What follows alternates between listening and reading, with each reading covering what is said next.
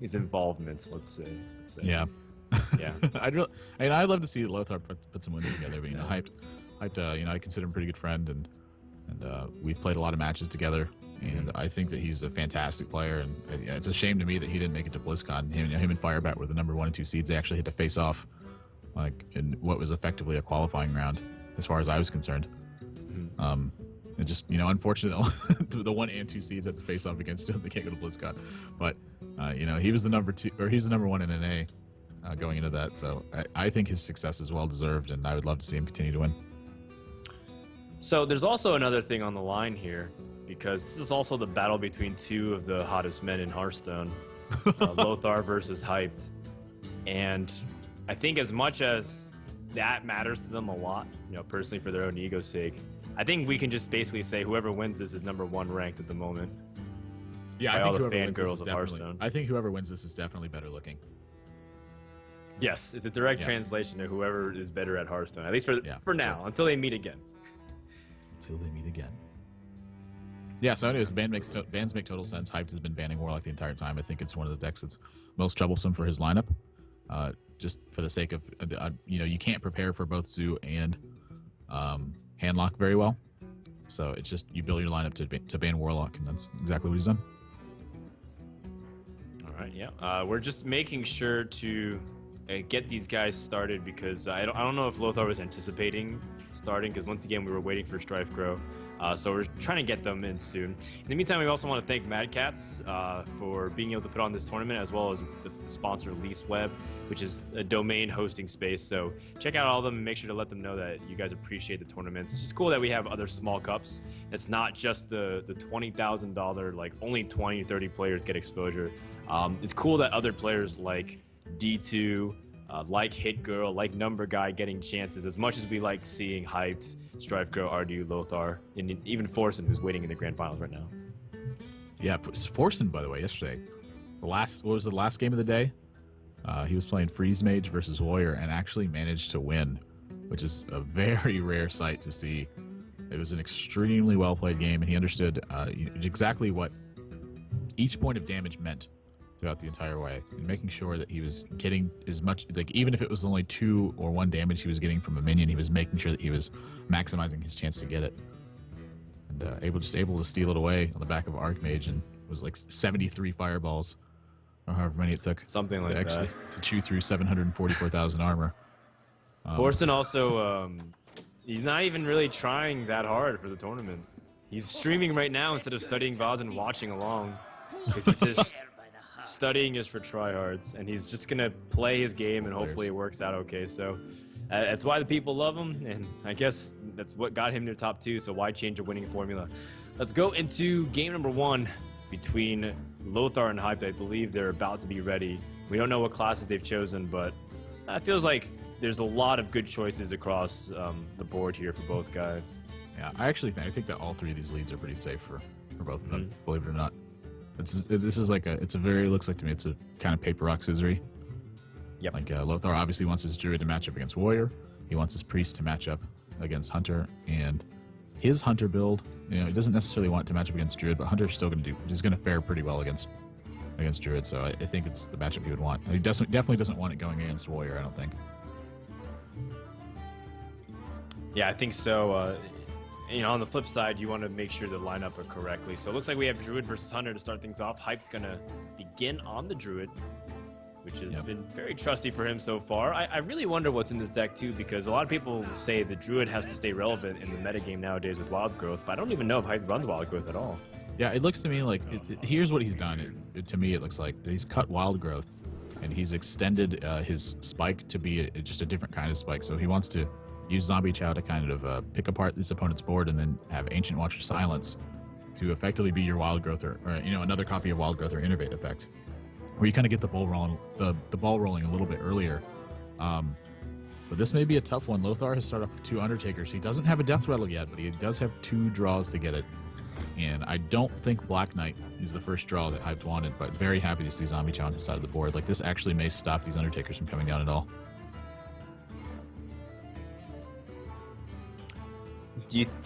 How important is it to save Hunter's Mark II against this type of Druid, do you think?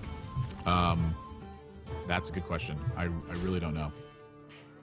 I mean, Druid deck's so new, right? It's really difficult. Yeah, this is a Druid deck.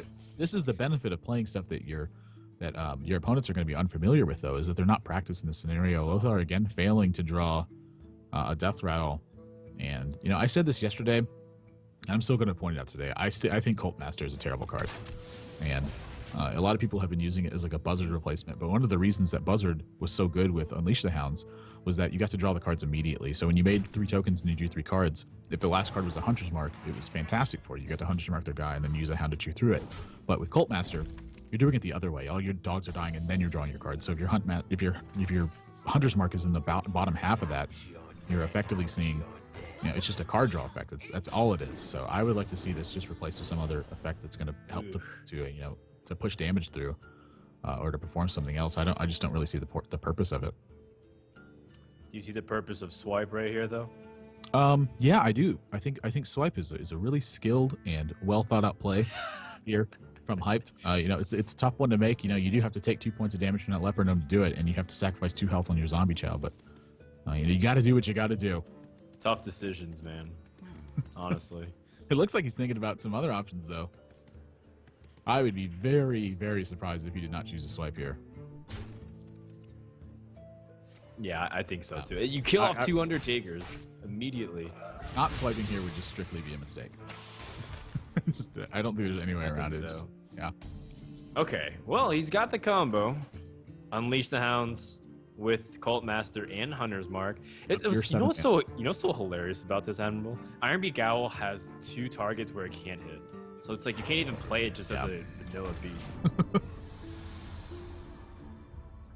All right, Lothar going to hit the board. We'll see how Hype chooses to respond to this. I imagine it will just be his own Lothar, unless he draws something of pretty big relevance. It could be Spectral Knight now. So he's got a couple of options. If he didn't have either of these minions in his hand, I'm curious what the merits of silencing your Ancient Watcher and going to face are versus going for the Lothar trade.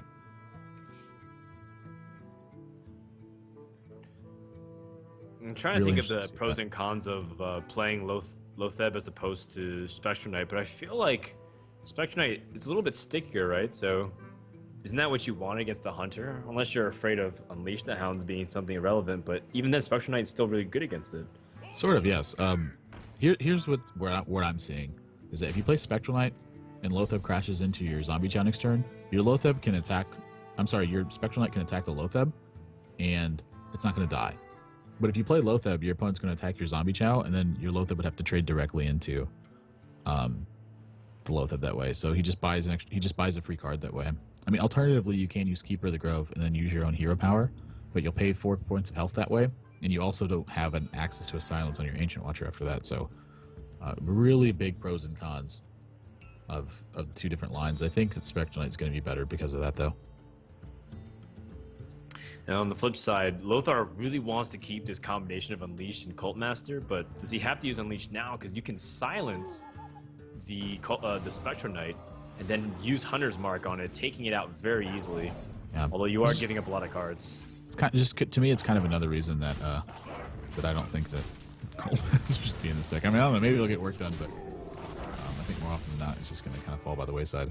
So now he's free to use his Keeper of the Grove just to deal 2 damage, which is totally fine. His opponent's going to be reduced to 2 cards with just a 1/1 Hound on the board. He's going to be able to use hero power to take out the Iron Beak Owl too. And his follow-ups after that are going to be very strong. Like even just Black Knight as a 4/5 is a totally fine minion, but he has it available in case, say, Lothar makes a Misha or has a Hound Master or something like that. Lothar is a big turn, and then he's going to scale into Cenarius, and I think this game is about to snowball out of control. Oh, Kodo! Ooh. Wow, that is a really huge draw right now. Believe it or not, that's a 4 point of damage Kodo. And it's a 3/5 body, so Lothar will be protected here because he's not going to have the mana to kill command after that. But that was pretty much, I think it was one of the only ways that Lothar could even try to stay in the game was a card just like Kodo. But what does he need now? Yeah, I don't know. I still think it's going to slip away. Harrison Jones is not going to do it. Well, it is it's a body. It's going to be a 5/4 body, yep. So, he does have some damage rolling again, but this Cult Master, I mean, this has become a 4/2 at this point. How does he ever get value from this? I suppose if Lothar attacks this 3/5, and then he can play Cult Master and trade his Harrison Jones. But trading is like not what he wants. It's not what he wants to be doing right now. He wants to be actually pushing for damage. So if he chooses to go the Cult Master route, he's probably likely going to have to kill command as well to try to protect his 4-2. Okay, well, you can flare first to evaluate his draw. Definitely the flare here. Blah. Yeah, well, let's see what he draws here off the Cult Master pick off. Yeah, I mean, I think this is just better served as Azure Drake at this point. Or is he thinking about pushing for damage? Because this is 5 damage to face. I think that's too much, though. He's definitely thinking about it, but it's like your Cult Master isn't doing anything to try to like help that plan out. It's just a 4-2. So if you push for face, he's gonna kill your Cult Master first, of course. I mean, this is what makes sense. I mean, Cult Master's in here to try to regain that advantage. It's just a matter of whether or not it can. Mm-hmm. Again, unless he just wants to turn his Cult Master into basically a Gnomish Inventor, he's going to have to kill command here. But even that, it's like his opponent is still going to play a minion afterwards. The Cult Master is going to get threatened. Like, you're not going to be able to charge your minions into play. Yeah. It's like, and again, now this plan is kind of going against. Did he miss his Cult Master attack? Oh no, he just played Cult Master. Yeah. Yeah, it's just working against your plan, really. Like, I mean, these 2-1s are not going to die. These 1 health minions are not going to die before Cult Master does. But I guess it's kind of like a 4-mana 4-2 taunt. It's like a Booty Bay bodyguard. So. But I suppose so, but I do follow your philosophy where it's a little bit better to streamline your game plan, unless we see players who say, I want to play just a traditional mid-range hunter, but instead of the buzzard, I'm just going to use Cult Master. But is that as strong as just going for Undertaker and streamlining your plans so that way you have early aggression?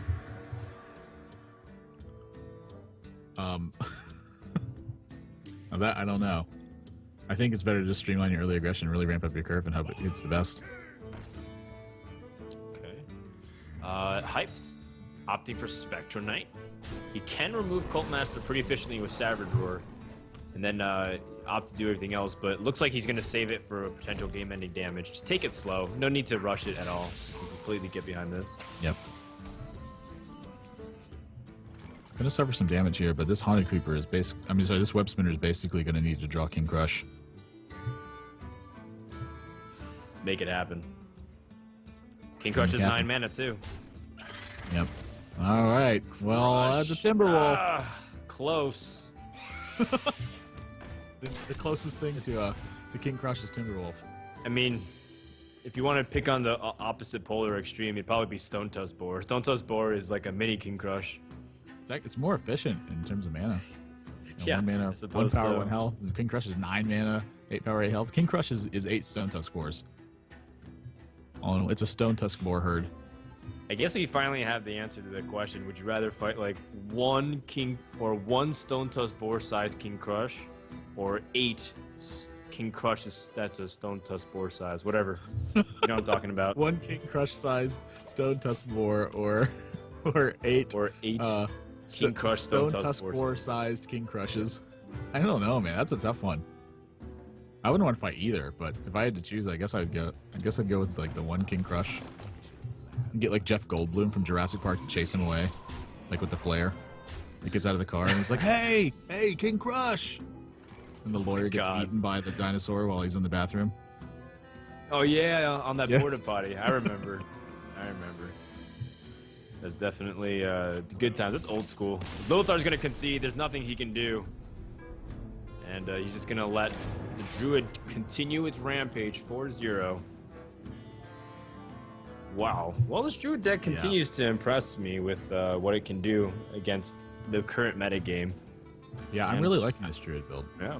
I wonder if he's gonna stay on it or switch. I think this would. I mean, I don't know. It's like you're going to have to play it against one of these decks eventually anyway. You might as well just keep going for it. Lothar's obviously a little bit unfamiliar with it.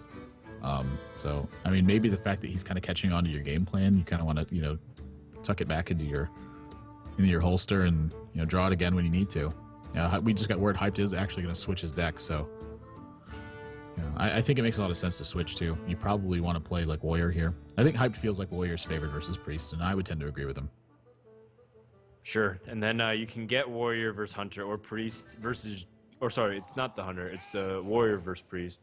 And then his Warrior, but the Warrior against Druid though, are you sure you can take that? Like, how does Ramp Druid stack against the current modern control Warrior, in your opinion? I think it's a little bit worse since a lot of Warriors are running Black Knight now because there's so many Sludge Belchers. It's like splash damage that you're taking. It's like Black Knight is still that it's like more effective versus you now, and it's like, oh man. But you know, what can you do about it? I mean, that's the risk you're taking. Is obviously that deck I feel like is aimed at something that, I feel like it's aimed at decks like Hunter that are kind of foregoing Hunter's marks a lot of time. So, is it? I'd be curious to see how. Is it okay though? Because you are adding cards like Sludge Belcher in, so there's still lots of taunts for you. I mean, we're not even going to see that matchup right now. It's Priest versus Hunter. I'm really surprised he chose to go with Hunter. I mean, maybe at this point he's trying to queue up what he feels is his worst matchup versus his opponent's remaining decks. Certainly feels that way. Hunter against Warrior and Priest is not doing much. Yeah. And this is a very different Hunter deck than the one Lothar is playing. We see Knife Juggler and Direwolf Alpha, so this is going to indicate he's playing cards like Snake Trap, and he's looking to leverage a very early board position to make the mid-game push. Like, his late game at this point is quite literally, if he has it, Savannah Highmane. But in a deck like this, a lot of things that I've seen too is I've often seen Sludge Belcher be the drop instead of a Savannah Highmane because you're just trying to protect your small guys. So like you get a little bit of a board lead and then use Sludge Belcher to kind of run linebacker for everything. All right, sounds good. Well, he picks up Undertaker as well.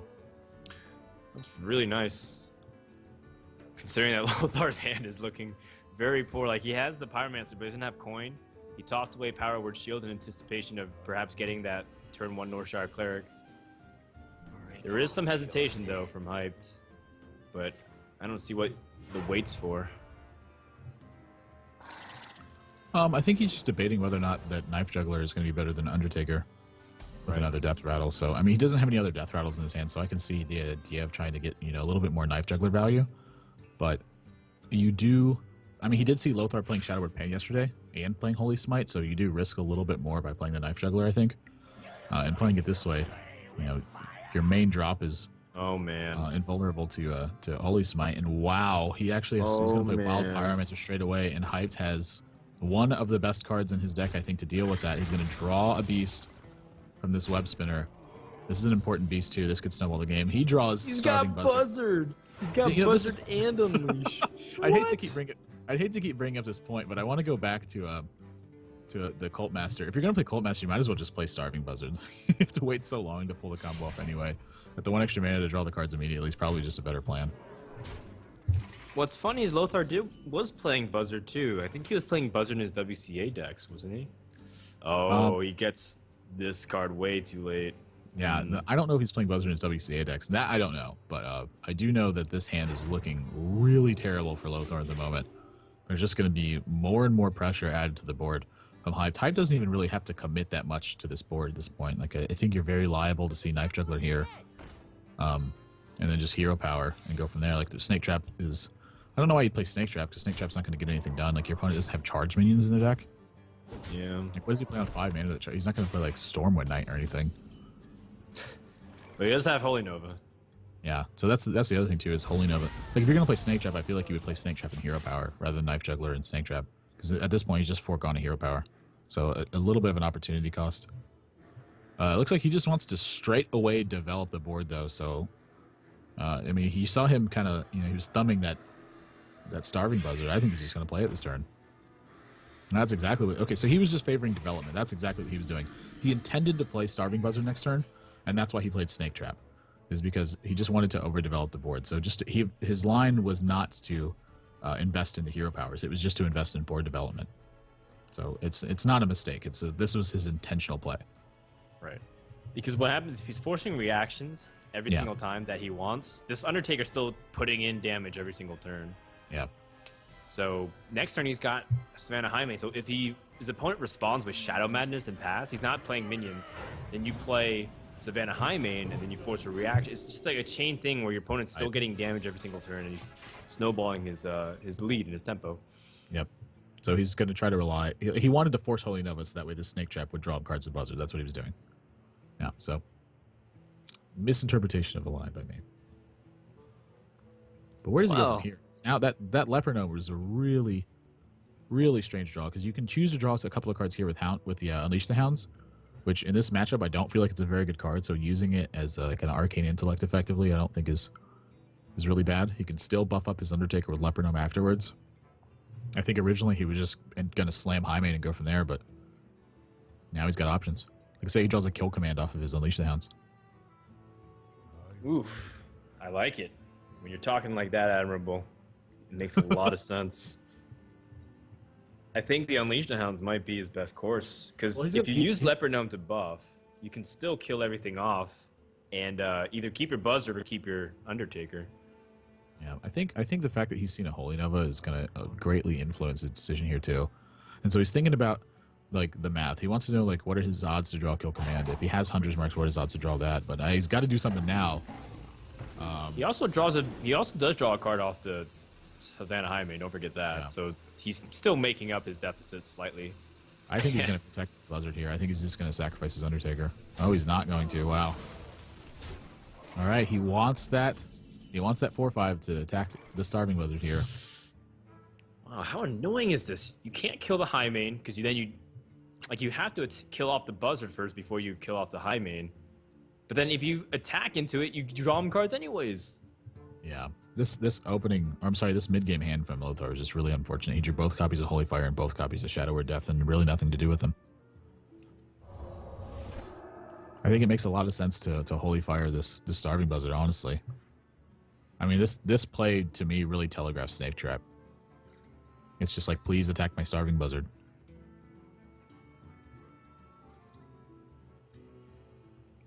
Just putting his opponent in 5-mana Starving Buzzard still terrorizing Hearthstone tournaments. It's been freezing trapped to make it cost you more, and then fed a banana to nurse it back to health. That's true. Yeah. So I like his Holy Fire play here. I think if you give him too many more cards, he's just going to run away with the game. But now he's got the Law of High Main working on his side. It's definitely true, and he's down to 20, so he's going to be falling very quickly. These turns feel like they're a little bit shorter than usual, don't they? I think so. It feels like it. It really does. There's just so much happening in these turns. Like, what are these players thinking about? What are they fight against? What are they trying to set up? He actually chooses just not to attack, so he doesn't want to give his opponent another bow charge. In his mind, like, there's a very high potential this is also freezing trap. So he's choosing to not go for face. In the same vein, he doesn't want to give his opponent another bow charge. He's just trying to stem the potential long-term damage. But I think Hyped is just more than happy to probably just attack with the bow anyway. This Undertaker is out of control. The Law of High Main's in effect. Yeah. Priest is down to 7 HP. That's probably going to do it. I don't see any way out of this. He needed like an all-kind circle combination.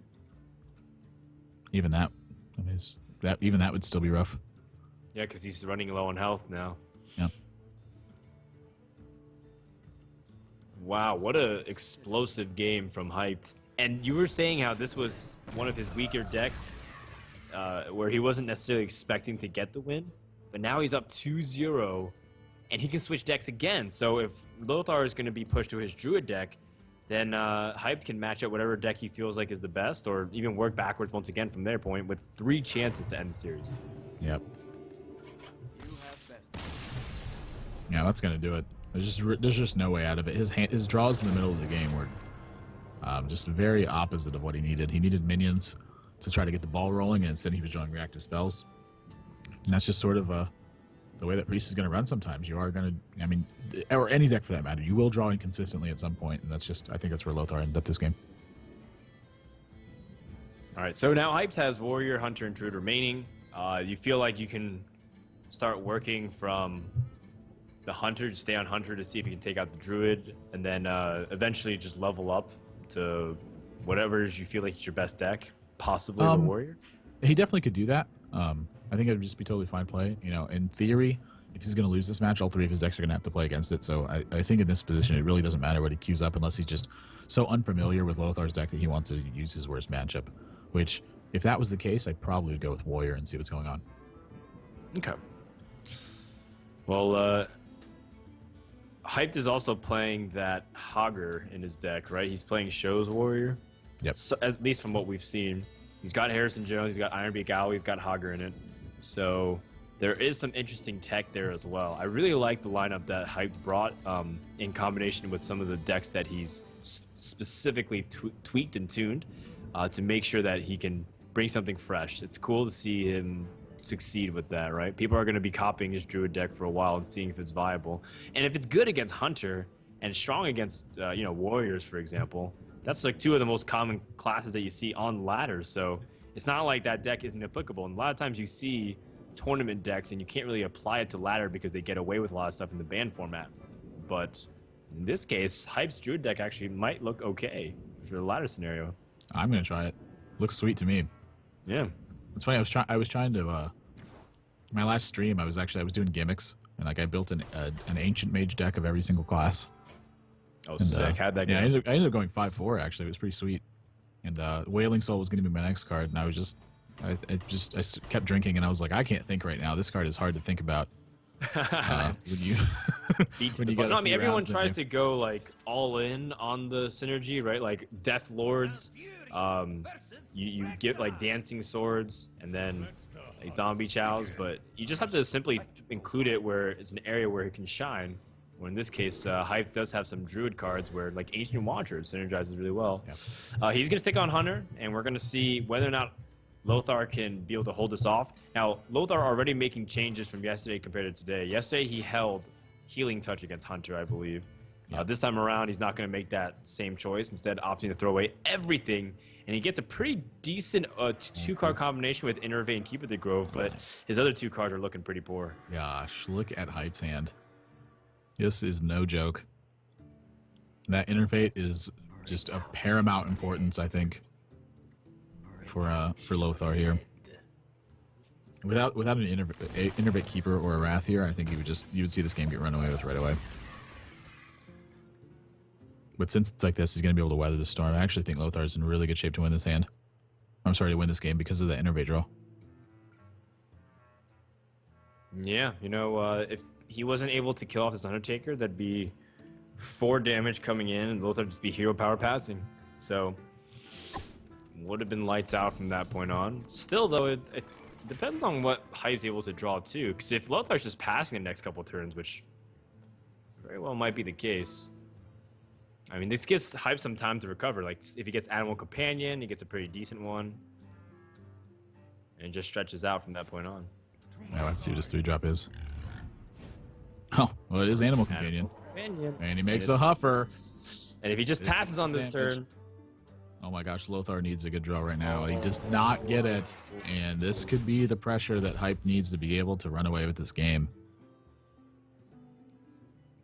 Yikes, this Huffer's done 8 damage. Oh my gosh. If he draws another Animal Companion, I mean, Direwolf Alpha, that's still pretty good. That Direwolf Alpha is actually really good right now. It's like equivalent to getting a Leok in a sense. Yeah. But you get the hero power. Do you hero power or do you up the Leopard Gnome? I think you just drop the Leopard Gnome because you want to keep your opponent off of their 5-drop, or you want the Leopard Gnome to actually get through some damage. So to me, it makes a lot of sense to play this. Just develop the Leopard Gnome. Oh. Wow, as if to insult Lothar based off what happened in the early game. He gets just in time now. Oh, man. All right, so question here. Gets immediately bullied, and then Drew the Claw. Question with Drew the Claw here, I think, is if what are the merits of charging it into the Direwolf Alpha instead of taunting it? Because if you taunted it, would trade 2 for 2 straight away. But if you charge it in, you're set with a 2 health Drew the Claw, but it is still threatening the Huffer to some point. But the trade off for that is 4 damage. So yeah, he may just showdown. He may just be forced to taunt this. I wanted to see the Huffer showdown. If you go cat versus pig, who wins? We've been 2 4-2s going at it. Well, it's going to be bear versus pig and dog. Which kill command may be the tiebreaker. Wow, he picks up another Savannah High Man. Oh my goodness! I don't think that Lothar is going to be able to pick up the pieces from this game. I think he's just going to fall too far behind. One Unleash the Hound doggy. Is that what it takes to push through? I'd much rather sacrifice the Direwolf Alpha in this position. Yeah.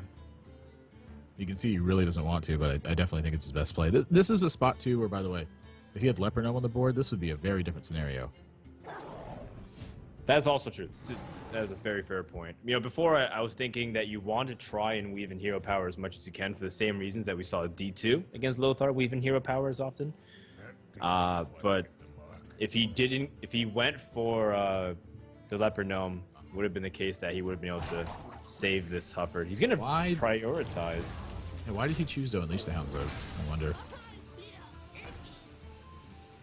Did he think that he had mana available for kill? Why does he? And he develops Leper Gnome here instead. That's really strange to me. Yep. No, it is. It was a slight misstep here. I mean, this is basically the exact same turn you were just in, except you're more open to something like Force Nature, which, you know, the difference between turn 6 and turn 5 is that Druid of the Claw is coming down, and on this turn, Druid of the Claw Druid of the Claw or Force Nature can come down. Which I guess Force Nature is not the worst thing in the world. I mean, he does get to develop his Highmane and keep making a push, so it's not like I don't think that this mistake is necessarily a big one, or even one that matters. And it may have been his intent to get his opponent to use Force of Nature so that he can slam down the Savannah Highmane. I think that's a realistic possibility as well. Right. Or swipe or something. Like anything that would have taken up a lot of his mana without developing anything on the board. Yep. Highmane is uncontested. And short of Sylvanas Naturalize, I think this Highmane's safe. That's a combination I'm going to start playing. Yep. Just for you. Thank you. Do it. Make Naturalize work. You're the Druid I'm going to do it. I ain't scared. Law of Highmane coming into effect, and I think this is going to continue to be true over and over again. It's going to be followed by a second Savannah Highmane, and there are no taunts in sight. Never mind, it's not going to be followed by a second Savannah Highmane. He's actually just going to... You got kill command, right? So just set up for the lethal kill next turn. Yeah, it looks like your opponent is going pretty low on life there, so... Seems fine to me. Wrath is not going to be enough. Yes, he needed... He kept the healing touch. I don't think it'd be enough either. I think he felt like he needed wild growth to try to stay ahead in the game. Gosh, what can you even get now? Wrath into swipe? No, you don't even stay alive anymore. I don't think there's any way he lives anymore. I guess you Wrath to see what you've withdrawn, and that's going to be a 3-0. Hyped moves on to the top 4, and Lothar is going to drop here despite taking out Strifecrow to start off the tournament. Looks like Lothar's run will end here once again, having a very subpar finish for what his expectations are. Yeah, I'm really surprised by these results, but I think this is a prime example of how important it is to have all 30 of your cards really matter, because that Hunter game, I think he really put himself at a liability by drawing Cult Master in that game. You know, I'd really hate to emphasize it that much and feel like I'm rubbing it in his face, but it really is a poor choice.